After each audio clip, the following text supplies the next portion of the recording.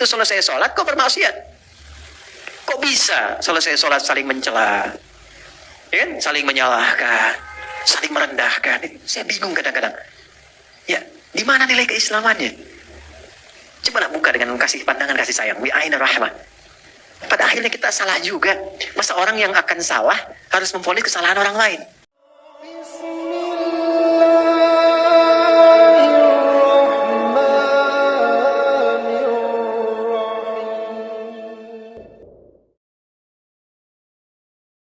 Di pertemuan yang lalu kita sudah sampai wudhu ya. Baik, jadi yang belum wudhu, ya nanti wudhu sebelum sholat. Yang belum belajar tentang wudhu, silahkan ikuti tayangan yang lalu di Musyawarah atau di channel kami. Nanti silahkan ada ketersambungan dengan pembahasan yang kita lakukan saat ini. Saya anggap pembahasan wudhu sudah selesai. Kita masuk langsung ke cara memulai sholat. Saya minta satu orang untuk berada mendampingi saya. Tuan rumah aja, tuan rumah. Nah, Mas Paim aja, tuan rumahnya. Oh, lagi ke bawah, antum boleh, silakan. Jazakallahu khair. Boleh depan. Bismillah. Baik teman-teman, kita fokus sebentar ya. Yang kita bahas itu 3 bagian. Jadi ini dasar dari Quran. Kalau ingin kita berhasil mempelajari apapun dan mendapatkan hasil yang baik dari itu, maka ada 3 aspek. Terkait dengan sholat kita akan pelajari 1, bacaannya. Kenapa yang dibaca itu ya? 2, gerakannya, bagaimana gerakannya dibimbing Nabi dan kenapa demikian. Yang 3, hikmahnya, apa pesan mendalam di balik bacaan dan gerakan itu. Baik, ini saya gambarkan sudah wudhu ya. Pelan-pelan. Saya sebelum masuk ke sholat, di pertemuan lalu saya pernah ingatkan kita sudah pernah menyusun saf ya. Sampai terakhir ya. Jadi saf sudah disusun, imam 1, makmum sudah siap, kita mulai dengan sholat. Saya anggap ini sudah mulai menghadap kiblat.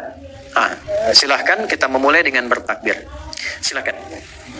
Tahan, berhenti. Oke, 1. Saya minta yang lain. 1 orang lagi. Ayo, siapa saja, cepat. Boleh, Mas Dun?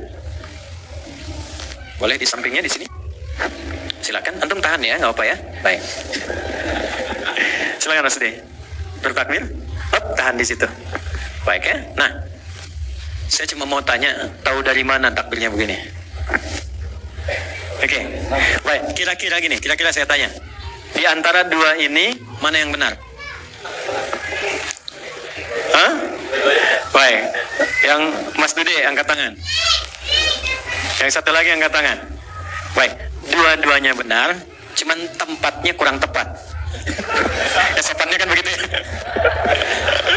Dua-duanya benar, cuman tempatnya kurang tepat. Oke, kita ambil argumentasi ilmiahnya dulu. Silakan duduk dulu Mas. Silakan. Nanti saya minta lagi ya, sedikit.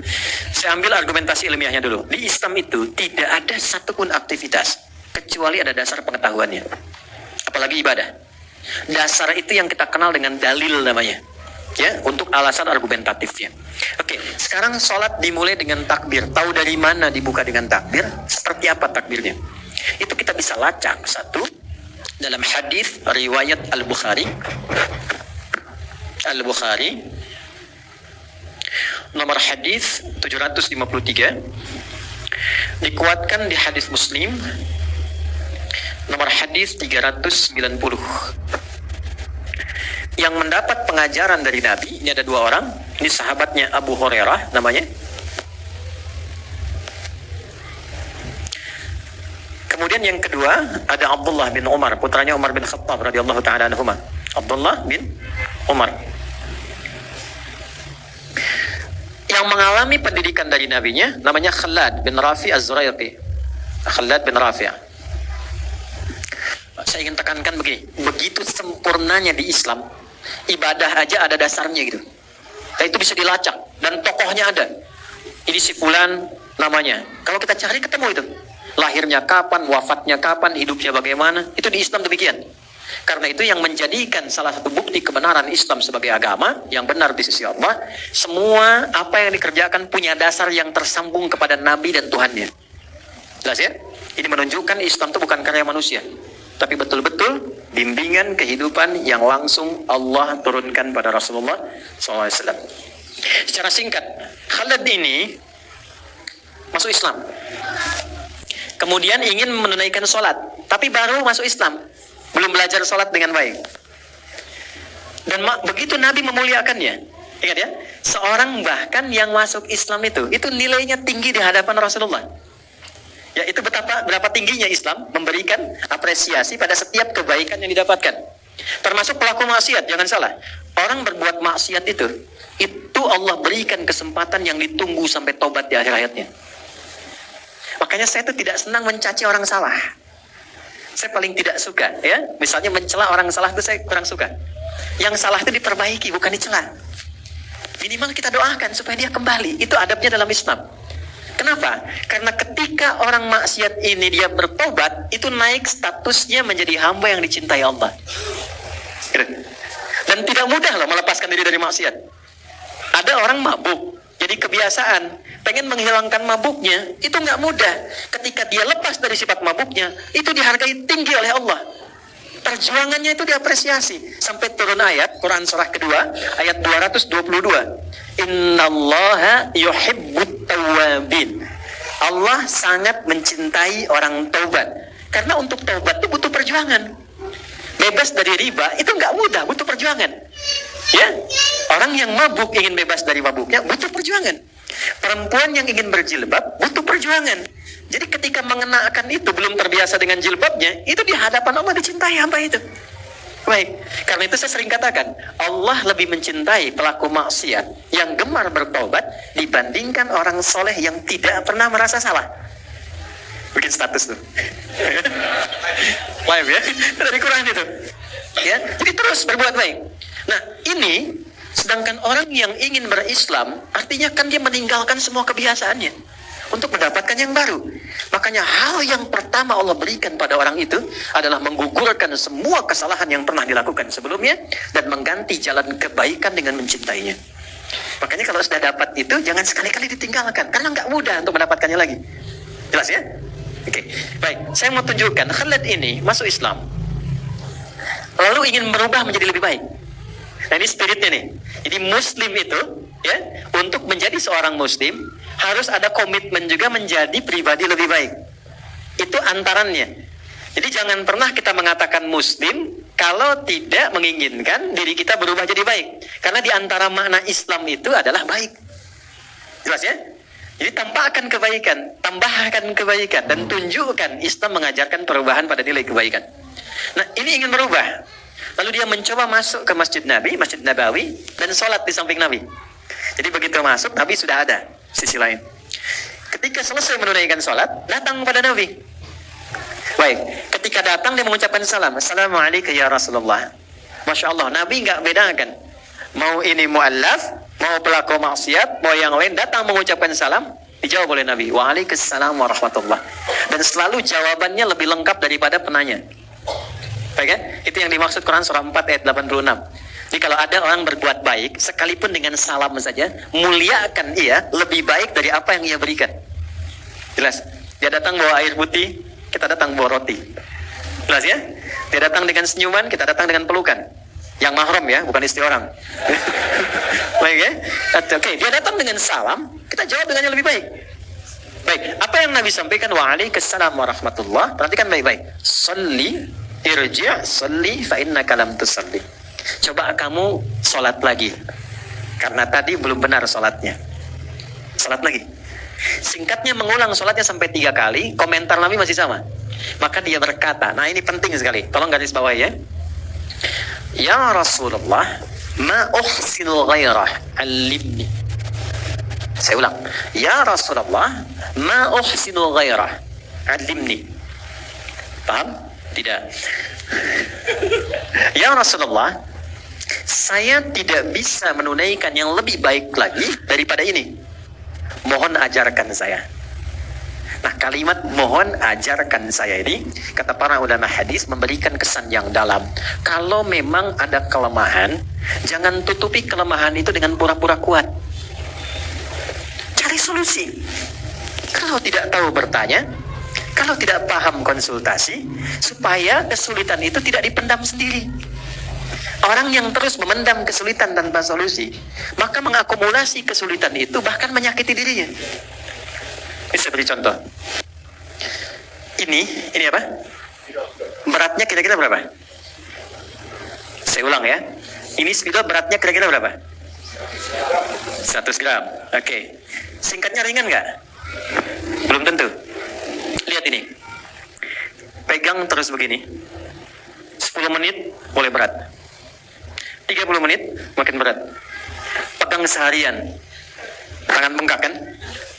Masalah kecil itu, kalau terus dipendam, dipegang, nggak pernah diselesaikan, ujung-ujungnya hanya menyakiti fisik saja. Semakin berat, walaupun dia kecil. Tapi kalau Anda tempatkan spidol di tempatnya, dan kalau tak paham bertanya pada orang yang paham, itu akan mengurai setiap yang kecil menjadi sesuatu yang tidak bernilai. Paham? Baik. Maka beliau tanyakan, dijawablah oleh Nabi, idza qumta ila shalah, kalau engkau ingin salatnya benar, terkoneksi baik dengan Allah, satu asbighul wudu, sempurnakan dulu wudu. Kita sudah belajar kemarin. Dan ingat puncaknya, orang wudu itu minimal kalau belajar benar dari wudunya, maka merubah keadaan dirinya menjadi lebih baik. Karena wudu itu seakar dengan kata bau. Bau itu artinya cahaya. Seakar juga dengan makna husnu wan nadhafah, artinya baik dan bersih. Jadi kalau rajin berwudu, itu tipikal karakteristik orang yang senang tampil bersih. Kalau paham makna wudu, wudu merubah dia menjadi lebih baik. Ada aura tampak yang lebih bagus. Makanya Nabi sering katakan jaga wudu, jaga wudu, jaga wudu. Ya, maaf, kalau orang berwudu itu mau berdusta nggak? Ya, minimal dia tahan tuh. Kenapa? Dia malu dengan wudunya. Itu yang dimaksud oleh Nabi jaga wudu. Artinya apa? Dalam wudu pun ada dampak pada perilaku kita lebih baik. Jangan sampai menghadap Allah dalam kondisi yang tidak baik. Ya kan? Mohon izin ya, maaf dengan kalimat ini. Masa sih mau menghadap Allah dengan lisan yang baru mencaci orang lain? Apa nggak malu? Allah aja maaf pemaaf. Ini ada orang baru mencela orang, ya, kemudian sholat. Maka dibersihkan itu dalam wudu. Makanya di hadis Muslim, dengan air yang masuk ke mulutnya, air membersihkan kotoran fisiknya, airnya jatuh membersihkan kotoran kias di lisannya. Sambil taubat dia. Makanya di ujung setelah wudu, apa doanya? Allahumma ja'alni minat tawabin. Ya Allah, aku taubat dari perbuatan salah yang melekat pada bagian tubuhku. Makanya yang dibasuh, coba teman-teman lihat. Yang dibasuh, yang diusap dalam wudu, bukankah semua anggota tubuh kita yang secara fisik berinteraksi? Ya, wajah, mata melihat, mulut bicara, telinga mendengar, pikiran diusap kan? Yang kadang berpikir yang salah, ya kan? Sampai tangan, kenapa tangannya dari sini ke siku, bukan dari siku ke sini? Ya, kan ini yang sering digunakan interaksi. Kalau bikin status kan pakai ini, bukan pakai ini, ya kan? Tapi sering salah kan nulisnya? Ya, istiwa suami salah paham kan? Karena tulisan dan karena pikiran kan? Dan itu yang dibersihkan lewat wudu. Nah, setelah bersih itu baru menghadap Allah, barulah kemudian kita bertakbir. Yuk kita mulai bahasannya. Kita masuk pada intinya. Famastaqbilul qiblah, menghadaplah ke arah kiblat. Baik. Fakabbir, lalu mulai bertakbir. Bagaimana cara bertakbirnya? Hadis Muslim nomor hadis 390. Ali bin Umar radhiyallahu taala anhuma yang menyampaikan informasi ini namanya sahabat junior Ibnu Umar. Ya, nanti teman-teman yang ikut umrah saya tunjukkan tempatnya. Kalau di Mekah di sebelah mana, di Madinah di mana setelah masuk Islamnya. Ya, Umar bin Khattab kemudian punya anak, bagaimana mengelola atau mendidik anak-anaknya supaya jadi tumbuh baik. Nabi mengangkat kedua tangannya. Riwayat pertama, rafa'a yadaihi hadwa mankibaihi, sejajar dengan bahunya. Oke, silakan. Oke, Mas, masuk lagi. Ini tadi contoh pertama. Hadwa mankibaihi, sejajar dengan bahunya. Yang tadi, jangan dirubah. Ini ya. Nah, teman-teman, ini tadi saya katakan sudah benar, cuman posisinya kurang tepat. Hadwa itu dalam bahasa Arab artinya adalah sesuatu yang berhadapan atau di depan, sejajar. Bahu kan ini ya. Ini bahu nih. Berarti sejajar itu di sini. Masuk. Ya. Jadi bukan di sini. Kalau ini di samping namanya. Di samping bahu. Jelas ya? Nah, yang tepat itu ini, sejajar di sini. Seperti ini kurang lebih. Jelas? Jadi Allah gini ya. Dan tidak perlu terlampau kaku, kan masih hidup. Oke, satu. Jelas ya? Ini. Oke. Ini satu. Versi kedua, yang tadi yang Mas Dudi contohkan. Ya. Dinaikkan ke atas, yuhadhi udhunaihi, mendekati ke telinganya di sini.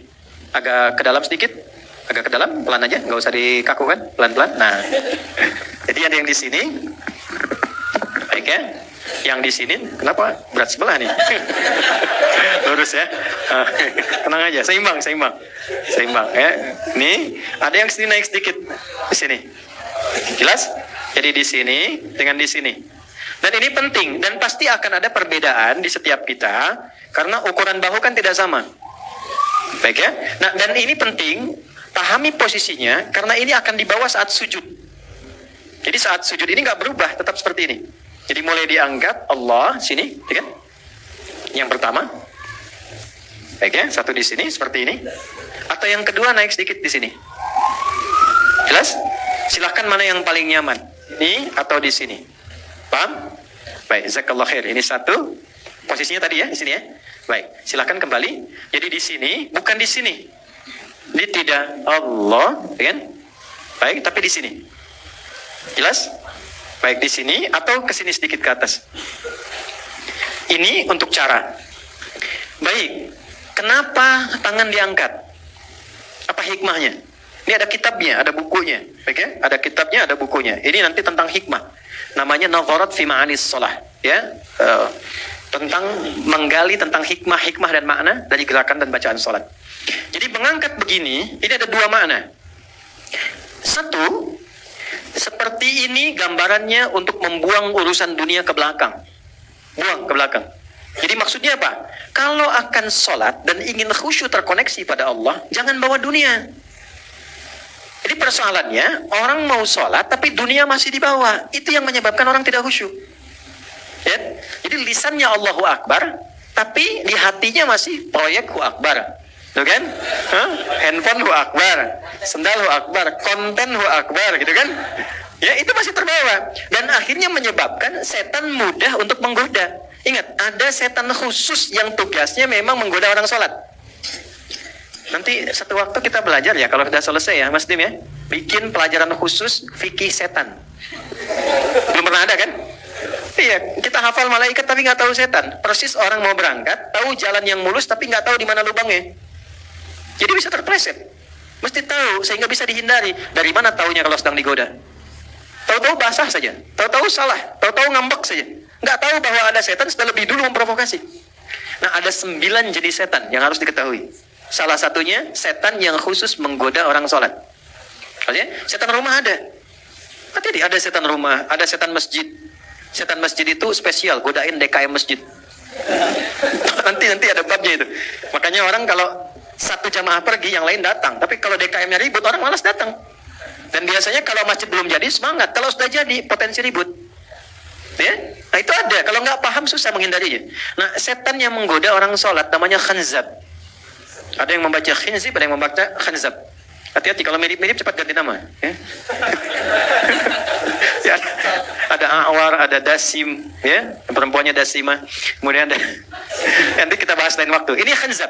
Apa kerjanya? Begitu tangan diangkat, ini nanti bisa dibuktikan ya. Begitu dimulai sholat tangan diangkat, maka dia mulai bertugas. Fayaqulu syaitanu, di hadisnya Abu Daud, fayaqulu syaitanu, maka dia mulai membisikkan, ditanamkan di pikiran orang sholat itu, udhkur kada, ingat ini ya, ingat itu ya. Anda kalau tidak percaya, sebelum sholat kita itu siap fokus, gak ingat apa-apa, maunya sholat aja. Tapi begitu tangan diangkat, Allahu Akbar, yang tak ingin diingat bisa ingat. Nanti saat zuhur ya, saat zuhur nih, lihat aja nanti. Jadi begitu takbir Allahu Akbar, ini isi ceramah saya pun akan muncul. Ingat ya, setan itu nanti itu bukan saya, setan itu. Ya. Itu muncul, nggak percaya silakan, nggak diundang datang sendiri. Ya, maka ketika mulai mengangkat seperti ini, kalau banyak yang dibawa, nggak tuntas dulu, nggak dibuang ke belakang, maka yang diolah oleh setan itu lebih banyak, lebih beragam. Karena itu yang pertama dilakukan, buang urusan dunia ke belakang. Kemudian pasrahkan diri kepada Allah. Orang kalau ditangkap dan ditodong senjata menyerah, bukankah seperti ini? Bukankah ini tanda pasrah? Ya kan? Maka ulama memberikan penafsiran, mengangkat ini pun sebagai tanda kepasrahan kepada Allah. Menunjukkan kita tawakal dalam kehidupan. Itulah sebabnya kenapa lafadznya Allahu Akbar, bukan yang lain. Nama Allah kan banyak. Tapi belum pernah ada orang sholat Allahur Rahman, Allahur Rahim, Allahul Quddus. Kenapa cuma satu Allahu Akbar? Makna pertamanya, kita dengan mengangkat tangan seperti ini ingin membuang semua urusan dunia dan terkoneksi untuk mengagungkan Allah saja, tidak ada yang lain. Makanya kalau ingin khusyuk, salah satunya, ketika mulai mengangkat, dunia kita buang dan jadikan semua yang agung hanya Allah saja, yang lain lepaskan. Mudah bagi Allah mengecilkan apa yang Anda anggap besar. Maaf ya, maaf sekali. Contohnya nih, kemarin kan Jumat ya, itu ada surah khusus namanya surah Jumu'ah, surah 62. Itu di ayat 11-nya jelas sekali Allah sampaikan, orang yang tega, kata Allah, menjual imannya untuk dunianya, yang masih sibuk dengan bisnis, dengan proyek, dan dia meninggalkan Jumat, itu bahasa singkatnya kata Allah, mudah bagi aku menghancurkan bisnisnya dan mewafatkan dia saat itu juga. Tapi kalau engkau mau datang menunaikan Jumat, mintalah kepadaku, aku buka jaringan dalam Jumat, aku lebarkan duniamu, aku mudahkan rezekimu. Wa idza ra'au tijaratan aw lahwan infaddu ilaiha wa tarakuka qa'imah qul ma 'indallahi khairum minal lahwi wa minat tijarah wallahu khairur raziqin. Hei, bukankah engkau tahu aku yang memiliki rezeki? Aku yang mengatur segalanya. Kenapa engkau tinggalkan Jumat untuk mengejar dunia yang engkau tahu aku pemberinya? Oke? Maka mudah bagiku untuk memberikan kepadamu atau menghancurkan pekerjaanmu saat ini dan mewafatkan kau saat itu juga. Ya, maka dari itu saat terkoneksi dengan Allah, abaikan yang lain karena kan yang punya semuanya Allah. Itu gambarannya. Baik ya. Yang kedua, mohon izin. Ini yang paling dalam sekali. Ini yang paling dalam. Kadang-kadang ada orang sholat masih membawa status, sehingga merasa besar saat dia memulai sholat. Status dengan kedudukan, status dengan harta benda, status dengan popularitas, status dengan keilmuan. Sehingga tanpa dirasakan, begitu dia mulai bertakbir, kebesaran itu terbawa. Ya, dan lupa bahwa yang paling agung itu Allah. Atau yang ketiga, status maksiatnya. Dia bawa maksiat menjelang sholat dan merasa nyaman dengan itu. Coba cek di handphonenya masing-masing. Jangan sampai ketika mau sholat, dalam handphonenya itu isinya apa yang tidak Allah sukai. Aurat yang tampak, hal yang tidak baik, apalagi membawa perangkat yang tidak benar, lalu dibawa dalam sholat dan mengatakan Allahu Akbar. Itu akan sulit membawa kekhusyuan. Maka dari itu apa yang harus dilakukan? Begitu mulai menghadap kiblat, yakinkan pada diri kita bahwa saatnya terkoneksi dengan Allah, buang urusan dunia ke belakang, dan rasakan boleh jadi bila ajal tiba, Allah bisa mewafatkan dalam keadaan kita sedang bertakbir kepadanya. Oke. Masih ingat ayat yang dulu? Wa annahum ilaihi raji'un. Kalau memang merasa pengen khusyuk, bayangkan mungkin dipanggil saat kita terkoneksi dengan Allah. Jelas? Oke, satu. Teman-teman sekalian, Anda punya teman. Temannya seringkali menjelek-jelekan Anda. Kemudian yang kedua, berbicara yang tidak baik tentang Anda di belakang. Kemudian menzalimi dalam segala bentuk yang memang salah. Tiba kemudian dia meminta bantuan Anda, sedang butuh pinjam uang 10 juta misalnya. Diberi nggak? Hah? Kadang-kadang salam aja belum tentu dibalas kan? Ya, padahal hukumnya kan dijawab ya. Ya, bertemu aja belum tentu mau kan? Kenapa? Karena banyak kesalahan yang dia perbuat. Tapi kalau dia datang untuk meminta maaf, diterima nggak? Oke, lihat sini. Bismillah. Ini ada gelas. Cawannya terbuka. Sepanjang terbuka, Anda bisa masukkan apapun. Ada kopi, susu, air, dan sebagainya.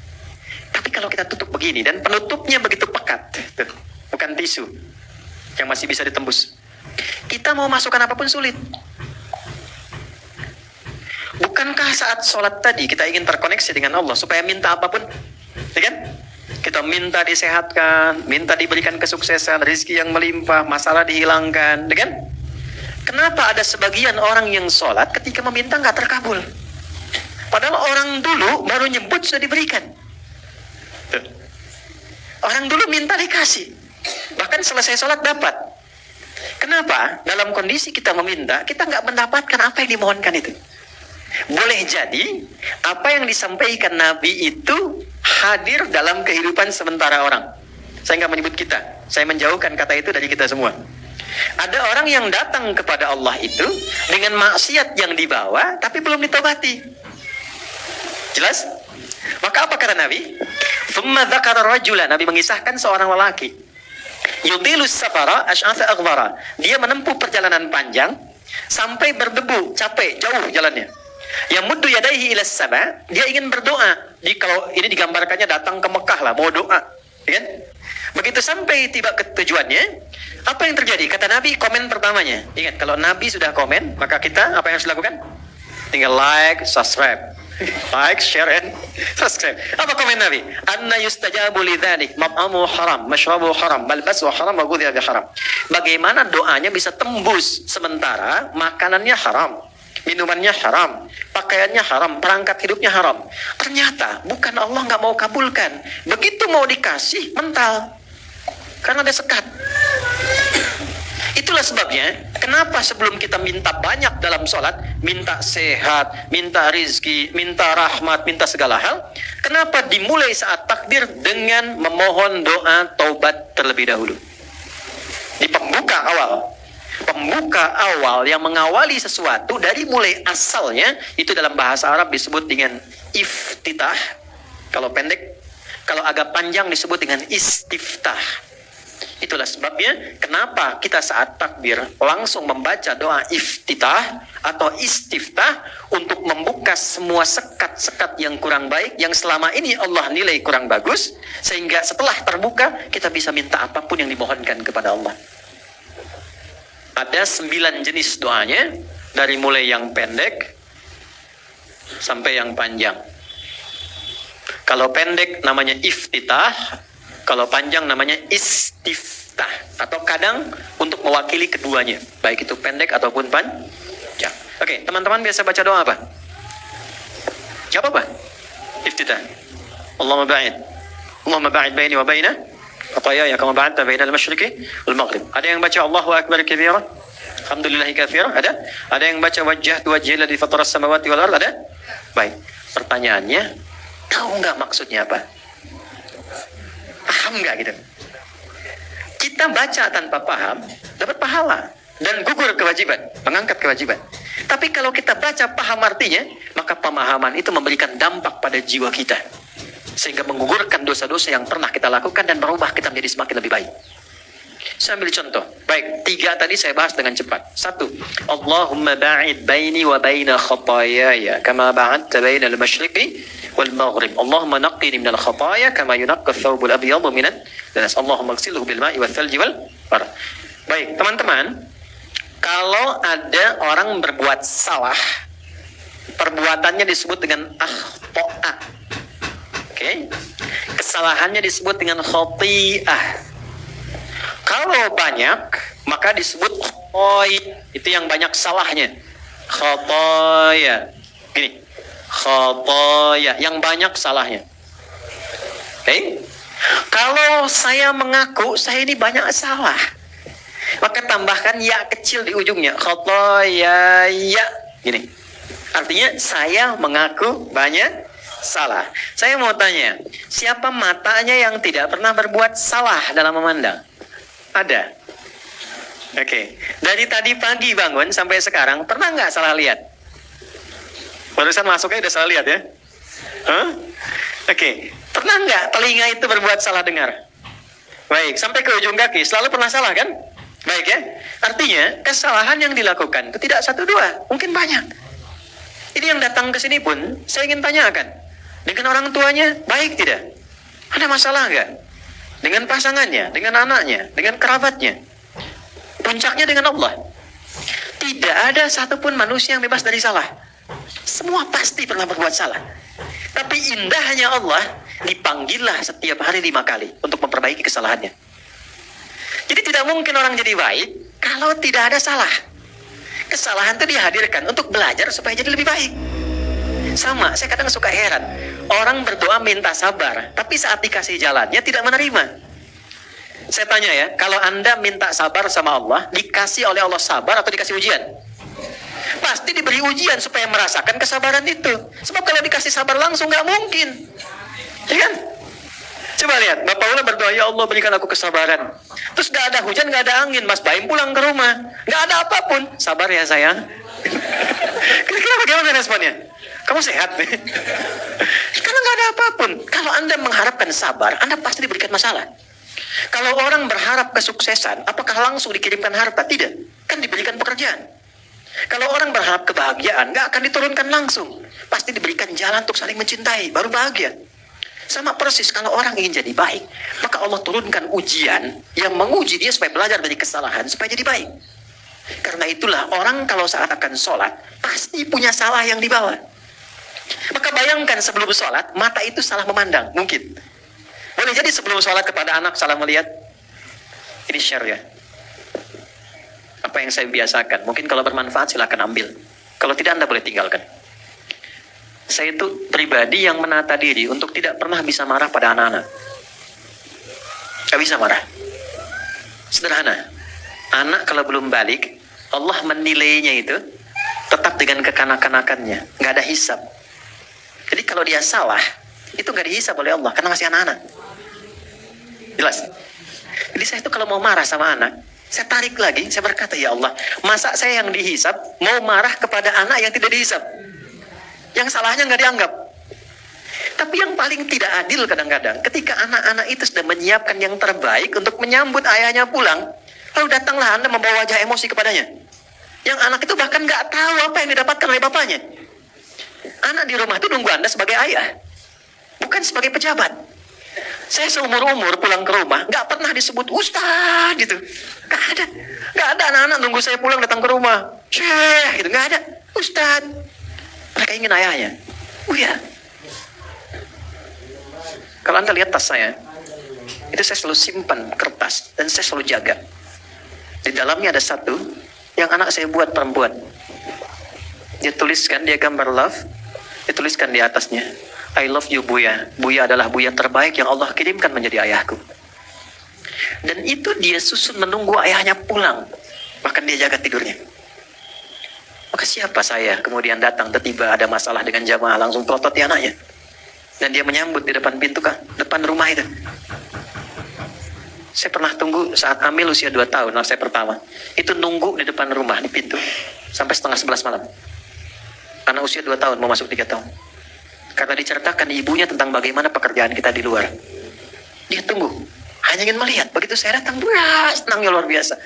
Main bola yuk, ayo. Main bola. Main kuda-kudaan yuk, ayo. Saya jadi kuda. Ayo, 11. Tapi kadang saat kita mau sholat, itu oleh Allah ditunggu tuh. Salah apa dengan wajah terhadap pasangan, istri ke suami, ke ayah, ke ibu, ke teman-teman. Maka itu dibawa. Karena itulah ketika kita memulai takbir, kadang-kadang mohon maaf, ada hijab yang menyekat doa tidak terjawab. Bukan karena ketaatan kita dekat dengan Allah. Mungkin masalahnya dengan orang sekitaran kita. Bukankah ridho ibu bagian dari ridhonya Allah? Itu orang tua. Makanya Anda pun yang muslim, tapi orang tua belum masuk Islam, itu di Islam tuh nggak boleh mengecewakan orang tua. Tidak boleh kemudian menzalimi orang tua. Menyakiti itu nggak boleh. Quran surah 31 ya di ayat ke-15. Kalaupun ada perbedaan agama anak dengan orang tua, wa in jahadaka ada an tusyrika bi ma laysa laka bihi ilmun fala tuti'huma. Kalau orang tua memaksa untuk kembali kepada keyakinan asalnya sebelum masuk Islam, maka silahkan tolak dengan lembut, jangan sakiti. Wasahibuhuma fid dunya ma'rufa. Tapi jangan sampai perbedaan keyakinan itu menghambat engkau untuk berbakti kepada ayah ibumu. Dalam urusan dunia tetap disayang. Ibu kalau lelah pijiti, ayah senyumi, ada hasil kirimkan. Itu indahnya Islam. Indahnya Islam. Nah, karena itulah kadang-kadang yang menghambat ridha Allah turun di pekerjaan, di kelancaran, di proyek. Mungkin bukan karena Anda kurang tahajud, bukan karena kurang baca Quran. Boleh jadi ada hak sementara orang di sekitaran kita yang masih tertahan. Maka kita katakanlah, Allahumma ba'id baini wa baina khataaya. Ya. Nah, cara menerjemahkannya, terjemahkan di kalimat ini dulu. Ya Allah, hamba mengaku hamba banyak salahnya. Kan kesalahan itu. Hamba mengaku hamba banyak salahnya. Hamba pun menyadari kau yang tidak terbatas maafnya. Maka mohon jauhkan antara aku dengan kesalahan yang pernah aku perbuat sejauh-jauhnya. Aku nggak mau lihat lagi sampai dengan ke akhirat. Jauhkan seperti timur dan barat yang nggak pernah menyatu. Karena saat itu tidak ditaubati, di akhirat ditampakkan. Wa may ya'mal mithqala dzarratin khairan yara, wa may ya'mal mithqala dzarratin syarran yara. Sehebat apapun sekarang ditutup, itu kalau nggak diselesaikan diungkap di akhirat. Maka kita memohon, ya Allah jangan diungkap, karena yang tahu makin banyak. Maka kita buka dulu, sadari dulu. Ini kalau kita baca sampai sini aja, sholat mengajarkan kita menjadi pribadi yang baik. Itu poinnya. Ya Allah, kalau berat itu dihapuskan, maka bersihkan. Ya Allah, mohon hapuskan sekalipun menggunakan air yang dingin. Seperti kotoran dibersihkan dari noda. Kama yunaqqas thawbul abyadu minad danas. Sampai di sini, kalau kita betul-betul sadar, evaluasi ujung kepala sampai ujung kaki. Ya, dapatkan ke telinga, terus ke tangan, sampai ke ujung kaki. Kalau sudah merasa nyaman, tenang, enak, baru kemudian angkat. Bukankah itu sambil bersedekap kan? Ya kan? Baca itu sambil sedekap kan? Baik, ya. Sekarang kita masuk bagian selanjutnya. Gimana cara bersedekap? Boleh dibantu? Siapa? Gantian. Semayum, sini. Alhamdulillah. Jarang-jarang lihat pakai sarung nih. Kayaknya mau bikin studio syariah ya. Tekanlah. Baik. Oke. Mas takbir. Tangannya disimpan di mana? Ya, oke. Allah, terus sedekap ya. Oke, tahan sebentar. Oke, ini udah bagus, pelan-pelan sebentar. Pertama, perhatikan teman-teman sekalian, posisinya dulu. Perut mana? Ini perut ya. Perhatikan sini, ini perut. Dada mana? Sini ya. Perhatikan. Di sini, di dada dengan di perut itu ada rongga di sini. Ya kan? Di diafragma itu ada rongga. Ya? Baik. Ini yang dimaksud menyimpan tuh di sini. Ini namanya sodar. Sodrun, ini sodr. Kalau di sini namanya nahar. Nahar itu yang dekat ke leher di sini. Teman-teman kalau lihat unta itu kalau disembeli dia tidak dijatuhkan, tapi langsung disembeli itu di naharnya yang dekat ke tenggorokan, ke lehernya di sini. Ya, itu di sini. Makanya inna a'tainakal fasalli li rabbika wanhar. Kalau ini perut namanya. Ya. Nah, dalam hadis meletakkan tangan itu yang dekat ke sahih hadis itu di sodrun, ya, di dadanya, di sini di rongga sini, bukan di sini. Kalau ini batnun, ada hadis tersambung ke sahabat Ali bin Abi Thalib di perut, tapi hadisnya dhaif.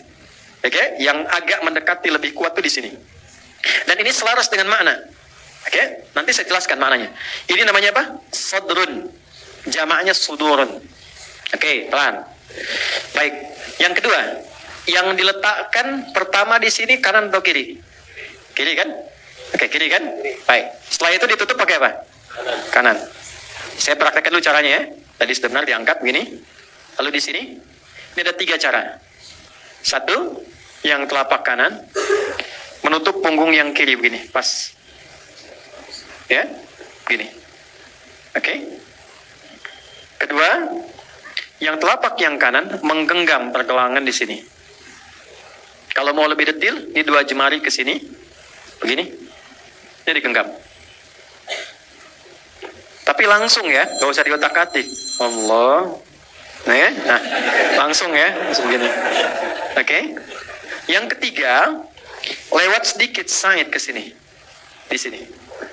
Tapi tidak sampai ke sini. Awas, subuh di puncak sampai sini ya.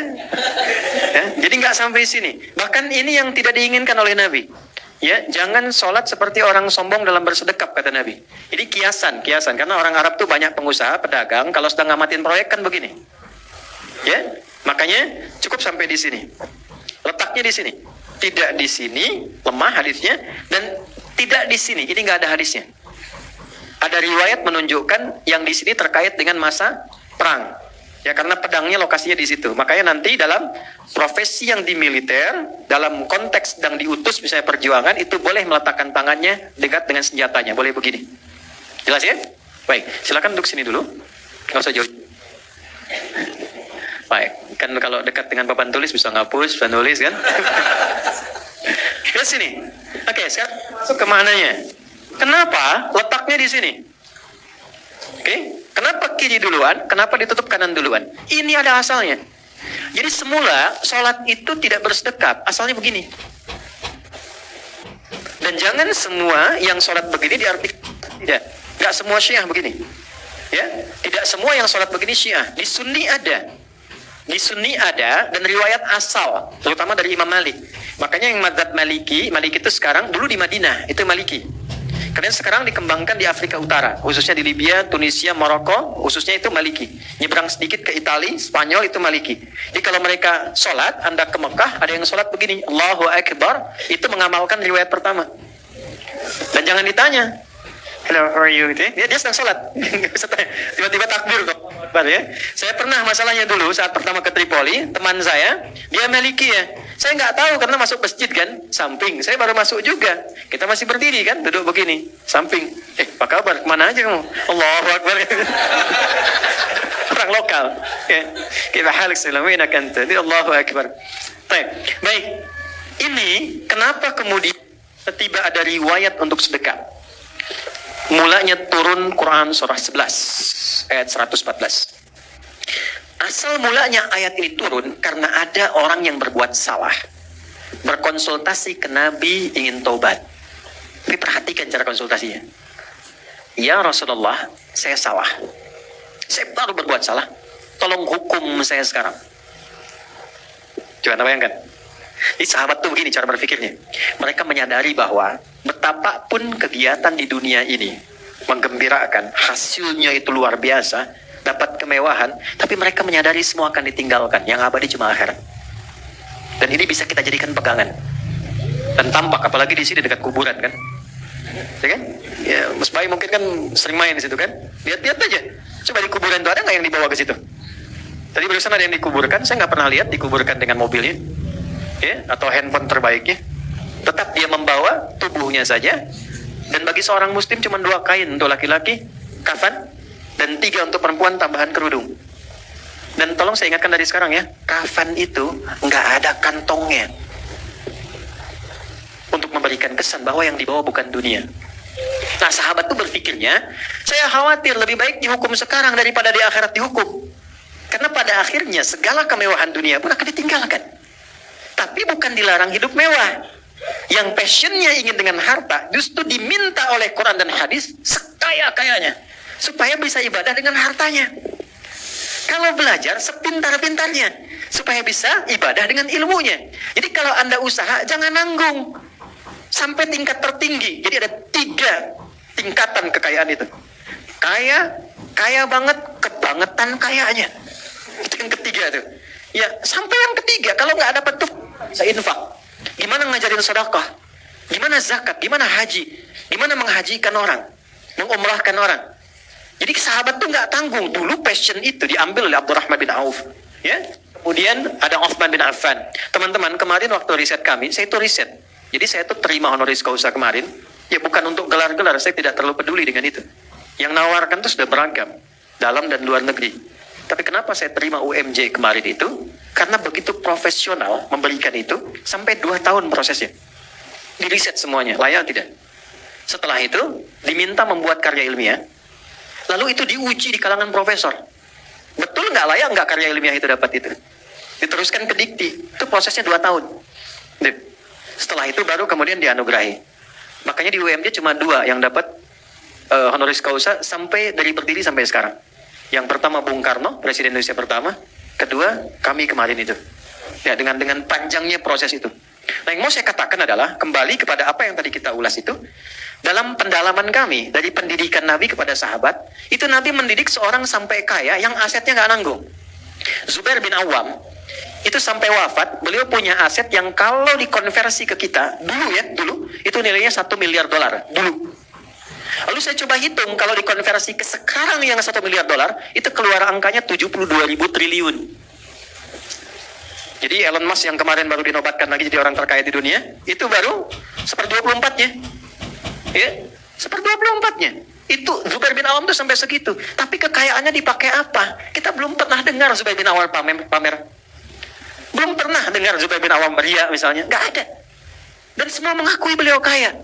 Abdurrahman bin Auf lebih dahsyat lagi. 3 kali lipat hartanya Zubair. Jadi kalau 72.000 triliun dikali 3, itu hartanya Abdurrahman bin Auf. Apa yang beliau lakukan? Ibadah dengan hartanya. Sampai Sayyidah Aisyah pernah komen. Ketika satu kali ada 600 kafilah. Kalau kita sekarang 600 truk isinya emas semua. Emas, mutiara, berlian. Datang dari satu sektor bisnisnya Abdurrahman bin Auf. dari sekian banyak. Begitu datang kata Sayyidah Aisyah, inilah Abdurrahman bin Auf yang kata Nabi masuk surganya dalam keadaan dihisap cukup detil. Maka ketika mendengar itu apa kata beliau? Saya sodakohkan semua 600 itu kepada semua penduduk Madinah. Tuh. Kaya banget, tapi masuk surga juga. Yang repot kan miskin gak jelas kan? Si kaya masuk surga juga. Utsman bin Affan masih ada sekarang hotelnya. Bisa tunjukkan, ada aset. Beliau itu nggak beli hotel, cuman beli sumur yang dimonopoli oleh Yahudi. Beli kebunnya. Sekarang lokasi itu setelah diwakafkan, dialih fungsikan jadi hotel. Dinamakan wakaf Utsman bin Affan. Hasilnya disimpan di rekening. Nama rekening yang Utsman bin Affan. Anda bayangkan, sudah wafat 15 abad yang lalu, punya rekening di Bank Saudi namanya Utsman bin Affan. Kita masih hidup, rekeningnya belum ada kan? Jadi nggak usah nanggung kalau kaya sekaya-kayanya. Cuman jelas tujuannya. Antum bangun ini untuk apa? Kalau cuman pengen mewah, yang belum beriman pun bisa. Lebih mewah daripada ini. Kalau cuman pengen pintar, banyak di luar sana yang bahkan dapat Nobel. Tapi nggak jelas tujuannya. Kalau cuman dapat kedudukan, ya silahkan, semua orang bisa dapat. Mau jadi apapun, legislatif, yudikatif, eksekutif, bisa. Tapi tujuannya apa? Nah, Islam itu memberikan nilai, value dalam Islam itu tinggi. Ya, kita harus dapat jadi sesuatu. Maka diajarkanlah dalam proses sholat itu, bagaimana caranya dalam konteks kehidupan kita bisa mendapatkan nilai yang baik sisi Allah. Orang ini datang mengatakan, dia punya value dalam dirinya. Ya, dia lihat ke depan. Ya, dia look forward, ke depan ada apa nih setelah saya tinggalkan. Maka dia katakan, ya Allah, saya ingin tobat. Datanglah ke Rasulullah. Rasulullah itu sederhana. Kalau beliau mintakan ampun, selesai, diampuni semua dosanya. Maka ketika minta ampun itu, ya Rasulullah, hukum saya salah. Saat akan menunaikan sholat, dalam riwayat sholat zuhur, maka kata Nabi, tunggu nanti habis sholat aja. Ya, tunggu habis sholat aja. Dan hebatnya, Nabi tidak mempublikasikan kesalahannya. Itu dahsyatnya Rasulullah tuh. Jadi kalau ada orang salah, itu antara beliau saja dengan beliau. Dan kalau ada orang salah di pertemuan, misalnya ini luas ya, itu oleh beliau tidak ditunjuk ke orang, tapi dibikin umum kiasannya. Sehingga tidak ada yang merasa dipersalahkan. Nabi sedang Jumat, datang seorang namanya Sulek dari Gotofan, dikenal dengan Sulek al-Gotofani. Masuk masjid langsung duduk. Orang tahu kalau masuk masjid mau itikaf, sholat dulu 2 rakaat. Nabi tidak menunjuk itu salah atau tidak, tapi Nabi membuka dengan kalimat umum. Sahabatku semua, kalau kalian ingin mendekati Allah di masjid, ingin itikaf sementara, maka akan lebih baik kalau sholat dulu 2 rakaat, baru kemudian duduk, tanpa menyinggung siapapun. Baru kemudian beliau sholat. Anda bayangkan ya, Nabi, Rasul, dekat dengan Allah, tingkat takwa tertinggi, cara memperbaikinya luar biasa. Siapa kita? Bukan Nabi, bukan Rasul, nggak jelas surganya, ya kan? Hisabnya juga masih menegangkan. Kenapa antar pasangan masih saling menyakiti? Kenapa menzalimi kepada orang tua, anak, teman, dan sebagainya? Tunggu sebentar, sholat dulu. Saat sholatlah turun Quran surah 11, ayat 114. Aqimis sholata, tarafain nahar, wa zulafan minal lail. Ini ayatnya, ini syahidnya. Innal hasanati yudhibnas sayyi'at. Lakukan salat, jaga dengan baik. Waktunya dari subuh sampai dengan isya. Bila benar salat dilakukan, dia bisa menggugurkan kesalahan-kesalahan yang pernah dilakukan. Kesalahan kecil maksudnya. Tapi yang paling indah tuh ini, lihat ujungnya. Tidak ada hamba aku satupun yang tidak pernah berbuat salah. Soalnya Nabi yang terjaga ya. Innal hasanati yudhibnas sayyi'at. Tapi sebaik-baiknya hamba yang ketika dia berbuat salah, dia mau memperbaiki kesalahan itu dengan merubah perilakunya menjadi lebih baik, menjadi pribadi yang lebih baik. Ayat itu turun untuk memberikan jawaban taubat dari Allah kepada hamba yang tadi, yang dengan ketulusannya dia meminta Nabi untuk menghukumnya. Bayangkan, turun ayat tadi, maka saat turun ayat itu selesai salat, orang itu bilang lagi, ya Rasulullah, hukum saya salat sudah selesai. Apa kata Nabi? Allah sudah mengampunimu. Ya, kama qala Rasulullah SAW, Allah sudah mengampunimu, maka tidak ada alasan lagi untuk menghukummu.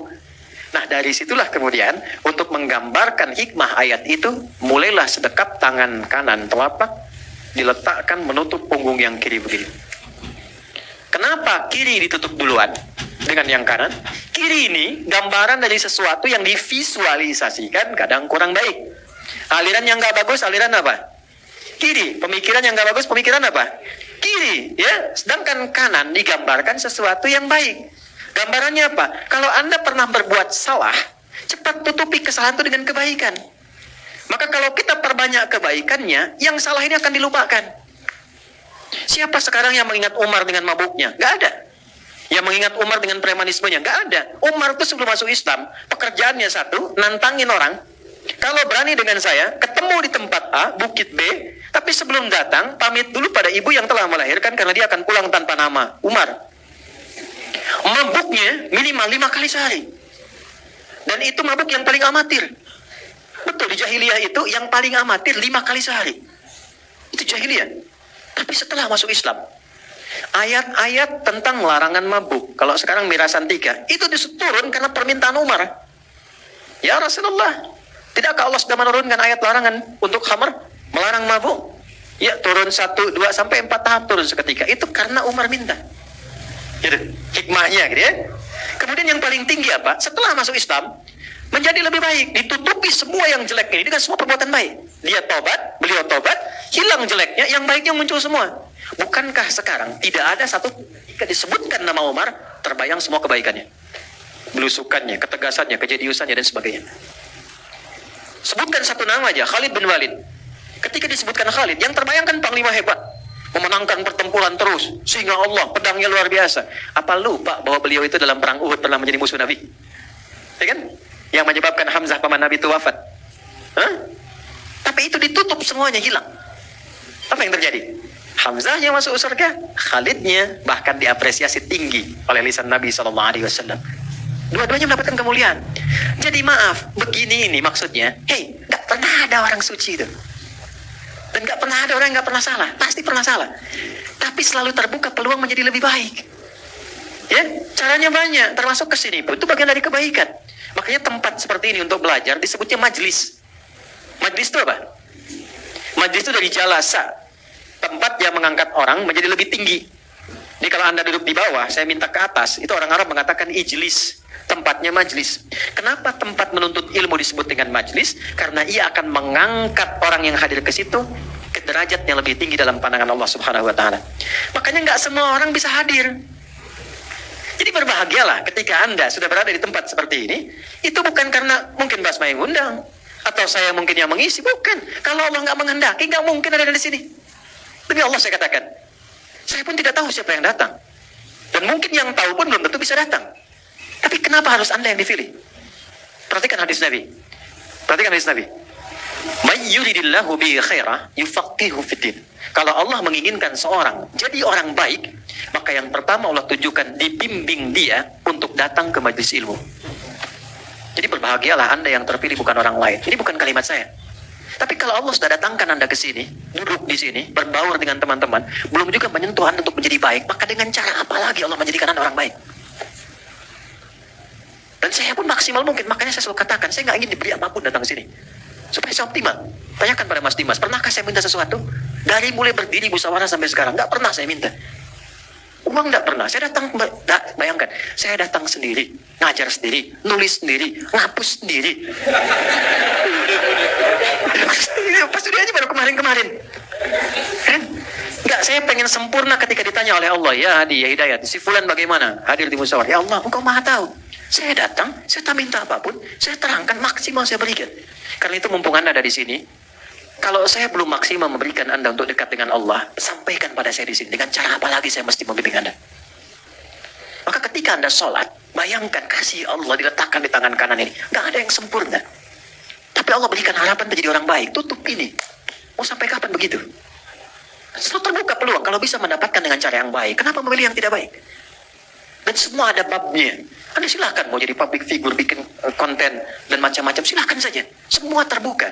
Kalau Anda membuat status yang baik bisa dilakukan. Kenapa membuat konten yang aneh-aneh? Membuat cerita yang aneh-aneh? Oh, yang baik pun akan dilihat juga.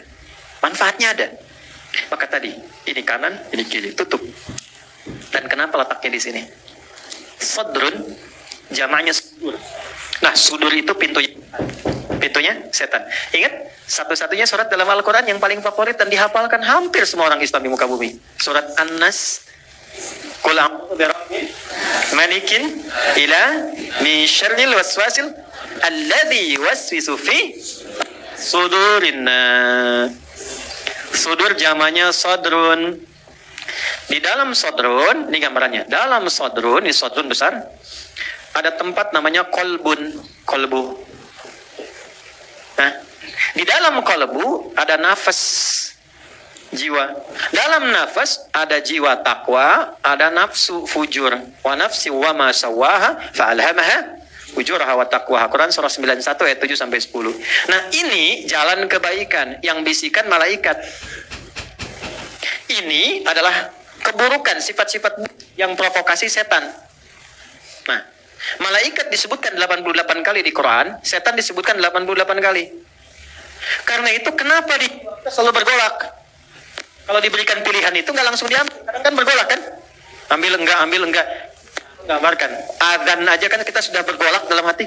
Allahu Akbar, sudah adzan ya Allah, gitu kan? La ilaha illallah, baru adzan, belum qomat. Ya kan? Itu golakan kan? Nah, itu pertama bisikan dua kebaikan, apapun yang satu keburukan. Yang paling pokok adalah ini adalah tempatnya setan untuk memberikan was-was. Masuknya lewat sini. Ini pintu besarnya. Ini. Makanya sering orang katakan jagalah hati, maksudnya itu. Tempatnya di sini. Nah, sumber yang paling pokok yang menjadikan seseorang berbuat salah sebetulnya bukan faktor eksternal. Faktor utamanya adalah faktor internal, ketidakmampuannya mengelola jiwanya atau hatinya. Maaf ya, sekali lagi.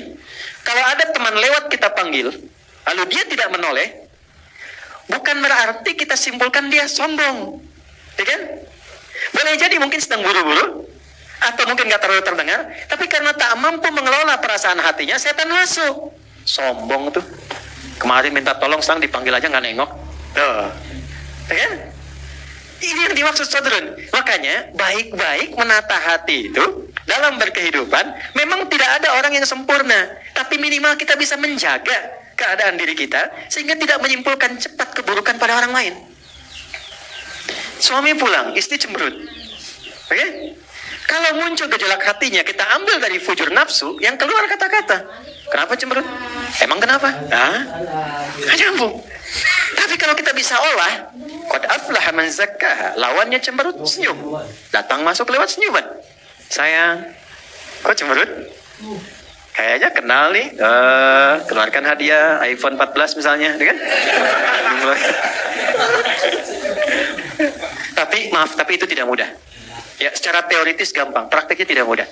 Itulah sebabnya kenapa ustadz pun kalau ngajar jarang bawa istrinya. Ini live gak? Enggak ya, rekam ya. Oke, itu ya, kurang lebih teman-teman sekalian. Ini letaknya di sini. Jadi kalau sudah diletakkan di sini, tutup. Rasakan bahwa mungkin datang membawa kesalahan, segera tutup. Lalu istighfar, bacakan doa tadi, atau kita katakan Allahu Akbar kabira, walhamdulillah katsira, wa subhanallahi bukratan wa asli. Allah, engkau agungkan, engkau aku agungkan. Dan maaf, boleh jadi ya Allah aku sholat membawa keagungan, sombong terhadap orang lain, angkuh dengan kawan, merasa yang paling tinggi. Tobat kita. Alhamdulillahi katsira, terima kasih ya Allah berikan banyak sekali kebaikan-kebaikan kepada aku. Rizki, kedamaian, ketentraman. Ada seorang kakek di Saudi kemarin, baru-baru kemarin, pengap, dibawa ke rumah sakit. Ini kisah nyata. Langsung ditangani, kasih oksigen. 24 jam sehat lagi. Alhamdulillah penanganannya bagus. Lalu muncul tagihan yang kalau dirupiahkan kurang lebih 2,4 juta. Tiba kemudian kakek ini menangis di hadapan dokternya. Nangis lama gitu kan. Kata dokternya begini, kek, nggak apa-apa. Kalau memang bayarnya terlalu mahal, disampaikan saja, mungkin kami bisa koreksi. Apa jawab kakeknya? Demi Allah, kalaupun engkau tagih 2 kali lipat dari ini, saya masih bisa bayar. Yang saya sedihkan itu, saya ini hidup 74 tahun. Baru dikasih pengap oleh Allah selama beberapa jam, mesti keluar 2,4 juta. Maka berapa banyak dia yang harus saya berikan dan saya keluarkan selama 74 tahun ini? Ya, 74 tahun berapa nilai anugerah yang Allah berikan kepadaku? Yang kalau harus dibayar, berapa banyak aku harus keluarkan?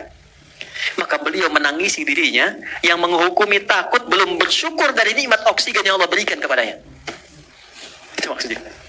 Ya, kadang-kadang seringkali ada orang meminta lebih banyak dari luar yang apa belum dia dapatkan, tapi lupa mensyukuri apa yang telah Allah berikan.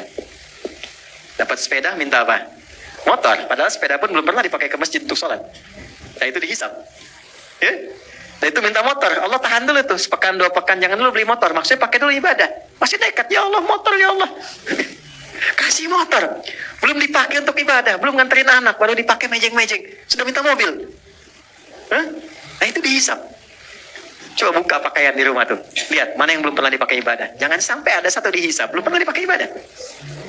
Itu ringan tapi dalam. Ringan tapi dalam. Oke ya. Jadi ini. Kemudian setelah itu, terakhir saya tutup. Nah doa yang terakhir ini yang biasa dibaca sahabat Ali bin Abi Thalib. Kalau Allahumma ba'id sahabat Abu Hurairah, Allahu Akbar kabira, itu dibaca sahabat dan malaikat langsung turun untuk mencatat. Rebutan pengen dengar. Saking indahnya bacaan itu. Allahu Akbar kabira, alhamdulillahi katsira, wa subhanallahi bukratan wa asila. Itu nilainya tinggi sekali bacaan itu. Nah itu satu doa. Kadang kita gabungkan dengan yang kedua, wajjahtu wajhiya lilladzi fataras samawati wal arda hanifan muslima wa ma ana minal inna salati wa nusuki wa mahyaya lillahi rabbil alamin la syarika lahu bidzalika umirtu wa ana minal muslimin wa ana awwalul muslimin. Itu doa yang biasa dibacakan sahabat Ali bin Abi Thalib khususnya dalam salat malam, dalam kesempatan malam. Kenapa malam? Karena inti doanya ketika dibaca malam itu lebih meresap ke jiwa. Jadi kalau teman-teman baca salat isya, tahajud, yang lain pun boleh dibaca. Tapi kalau baca yang ini, itu yang dibiasakan sahabat Ali bin Abi Thalib. Perhatikan baik-baik. Wajjahtu wajhiya lilladzi fataras samawati wal ard. Ya Allah, aku hadapkan secara total kepatuhan diriku kepada Engkau penguasa langit dan bumi. Inna salati wa nusuki. Kalau aku selama ini sholat, aku ibadah. Wa mahyaya, aku berkehidupan, beraktivitas dengan keluarga, dengan masyarakat. Wa mamati, atau Engkau wafatkan aku di detik ini saat sholat. Lillahi rabbil alamin. Aku pasrah, aku ikhlas, aku tunduk pada ketentuan. Ya, biasanya kalau teman-teman bangun malam, kita bangun, kan ke hati lebih dalam bacaannya, lebih terasa ke jiwa ya. Yang dimaksud surat Al-Muzammil ayat ke-6. Inna nasyi'atal laili hiya asyaddu wat'a wa aqwamu qila. Jadi kalau berdoa malam itu dengan siang agak beda. Malam lebih khusyuk. Siang karena masih kerja banyak pikiran. Malam lebih teduh. Makanya malam lebih enak untuk kontemplasi. Untuk merenung, evaluasi diri itu malam. Nanti saya tutup dengan kontemplasi dalam keluarga. Kalau bisa dilakukan, demi Allah saya katakan itu selalu tenang dalam kehidupan keluarga. Oke. La syarika lahu wa bidzalika umirtu wa ana minal muslimin. Ya Allah, aku berjanji. Sejak sholat ini, aku akan menjadi muslim yang lebih baik dan tunduk kepadamu sampai aku wafat. Jadi kalau baca doa iftitah ini yang wajah itu sampai akhir, kita itu sedang berkomitmen selepas sholat jadi lebih baik. Jadi kalau jadi suami yang baik, istri yang baik, anak yang baik, nanti ukuran kebaikannya tinggal belajar. Jadi tetangga yang baik, bukan tetangga masa gitu. Ya? Jadi semua ukurannya ada. Begitu itu diturunkan dan kita sedang berjanji di hadapan Allah. Makanya malu kata para ulama, kok baca wajah tuh begitu selesai sholat kok bermaksiat? Kok bisa selesai sholat saling mencela, ya kan? Saling menyalahkan, saling merendahkan. Saya bingung kadang-kadang. Ya, di mana nilai keislamannya? Coba lah buka dengan kasih pandangan kasih sayang. Wi'aina rahmah. Pada akhirnya kita salah juga. Masa orang yang akan salah harus memvonis kesalahan orang lain? Salah itu perbaiki, tunjukkan, ajarkan dengan lembut, doakan. Dan biarkan Allah berjalan dengan takdirnya. Kalau hidup seperti itu damai kita. Baik ya. Nah ini sampai iftitah. Baru kalau ini sudah terbuka, sudah lapang, sudah enak, baru baca Al-Fatihah. Dengan maknanya. Dan itu cepat, kalau sudah terbiasa cepat kita. Makanya baca Al-Fatihahnya pun setelah hati merasakan ketenangan. Sekira sebagai pembuka, itu dulu teman-teman. 14 menit menjelang ke zuhur. Kita diskusi dulu. Kalau ada yang mau ditanyakan, saya perkenankan. Dan singkatnya, kita sudah sampai ke bacaan iftitah dalam sedekap. Ya. Masih ada 23 materi yang kita bagi di pertemuan-pertemuan. Ya. Ada kurikulumnya. Saya belum kirimkan karena saya belum terima email. Mas Dude ya. Nanti kirimkan email. Saya kasih kurikulum. Nah, nanti boleh di-forward ke teman-teman yang lain. Jadi, datang ke pengajian tuh tahu apa yang mau dipelajari. Dan insya Allah saya siapkan resumenya. Oke? Baik, saya kira itu yang kita bisa dapati sampai dengan sedekap. Dan kita belum mulai Al-Fatihah.